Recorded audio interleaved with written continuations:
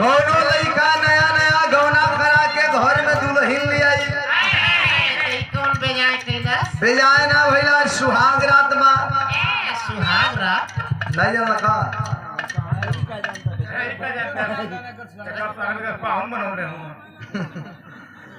सुहाग रात बा बेचारा खूब बढ़िया से इत्मीनान से सुहाग रात मनौलस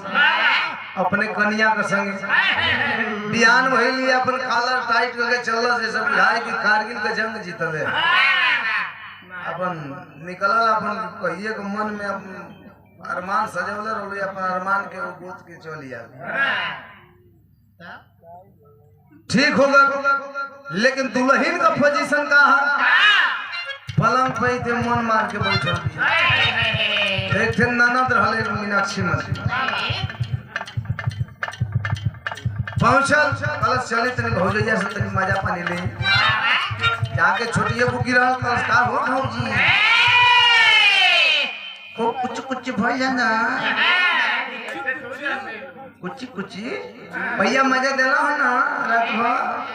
मन गुदरी कटल पैसे कैसे बोलना बताई दो भौजैया कलश के रे हट छोड़ा जा का एकदम जरला पर फोरा डाल लगल तो सुहाग रात में जोर गइलू कितना याद बदल रहल ए दादा कलश बात हो के मजाक निक लागता कौनो ऐसन गतरी बाकी नहीं जहां दर्द ना होखे कलश कैसे दर्द हो गइल हो कलश रे तार भैया जौन बाने भैया रे निर्दयिया कलश का हिसाब सब बताओ कहे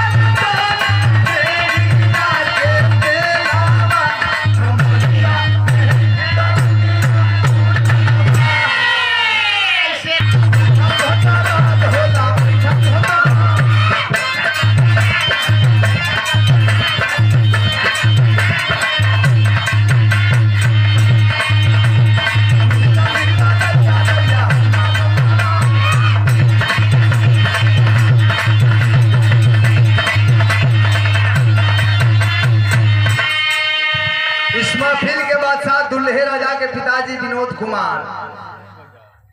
शानदार 500 रुपए का पुरस्कार सुंदर पुष्पहार चरण में कोटि कोटि प्रणाम सब भैया लोगों की प्रणाम है आशीर्वाद दे सकते।